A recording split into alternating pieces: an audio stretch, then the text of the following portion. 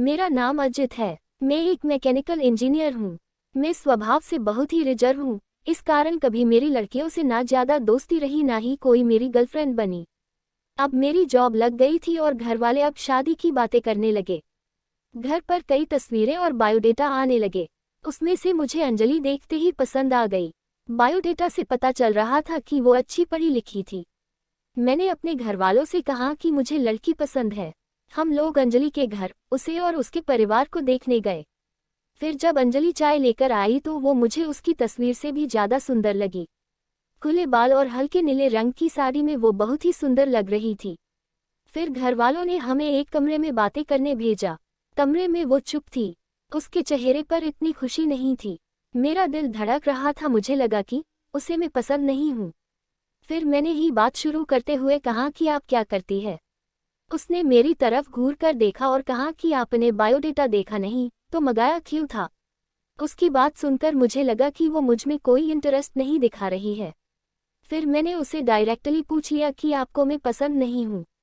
वो बोली मेरे पसंद की बात नहीं है, आप खुद मुझे नापसंद कर देंगे, मुझे पता है। उसने कहा अभी मैं आपको ऐसा कुछ दिखाने वाली हूँ कि आप वो देखते ही आप शादी के लिए मना कर देंगे। आपसे पहले दो को दिखाया, उन्होंने भी देखते ही मना कर दिया। ये कहकर उसने अपने खुले बाल जो पीछे थे उनको आगे किया। इतने में ही कमरे के बाहर से आवाज़ आ गई और उसकी माँ कमरे में आ गई। शायद उन्हें भी पता था कि वो हर लड़के साथ ऐसी ही बातें करती है और कुछ बताती है। उसकी मम्मी ने कहा चलिए बाहर, सब आपका इंतज़ार कर रहे हैं। अंजलि ने अपनी माँ की तरफ देखा। मैं बाहर आ गया और बाहर मेरी माँ और पिता, जिन्हें भी मेरी शादी की जल्दी थी, वो भी मेरे मुंह से बस हाँ सुनना ही चाहते थे।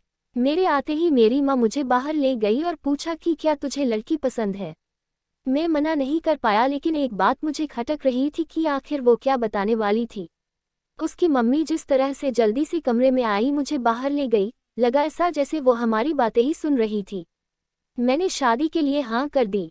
मेरे घर वालों ने उन्हें हाँ में जवाब दे दिया, लेकिन अब मैं एक दुविधा में था कि मैं क्या करूं।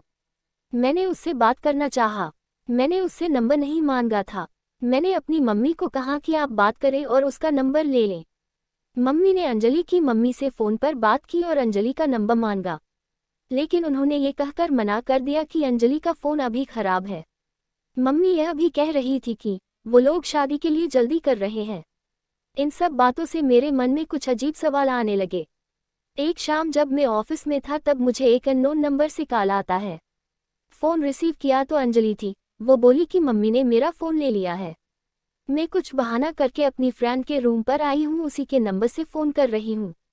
क्या तुम मुझे अभी मिल सकते हो? मुझे वैसे भी उससे मिलना था। अंजलि के बताए एड्रेस पर मैं जल्दी से पहुँचा। वो उसकी फ्रेंड का रूम था। मैंने जाते ही पूछा उस दिन की बात अधूरी रह गई थी, और तुम्हारी मम्मी तुम पर नज़र क्यों रख रही है? अंजलि बोली मैं तुम्हें कुछ दिखाना चाहती हूँ, उसके बाद तुम्हारे सारे सवालों के जवाब मिल जाएंगे। अंजलि आज भी बाल खोल कर आई थी। वो पीछे मुड़ी और अपने खुले बालों को पीठ से आगे की ओर किया। तब मुझे पता चला कि वो क्या दिखाना चाहती थी। उसकी गर्दन पर एक टैटू था, सुयश नाम का। अंजलि बोली कि मैं एक लड़के से प्यार करती थी और हम दोनों शादी भी करना चाहते थे।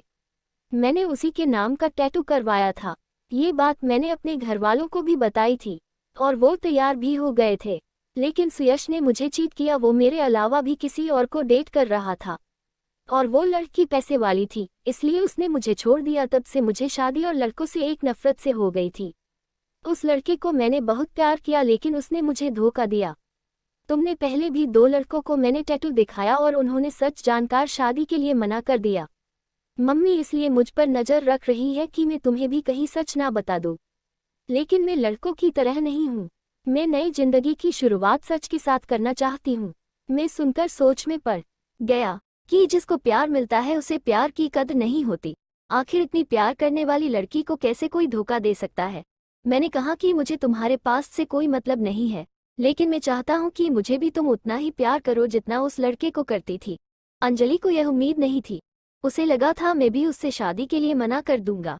मेरी बात सुनकर उसने इतने दिनों के दबाए आंसू बहने लगे। मेरी शादी अंजलि से हो गई और मैं अपने आप को बहुत खुशकिस्मत मानता हूँ कि मुझे अंजलि जैसी सच्ची और प्यार करने वाली लाइफ पार्टनर मिली है।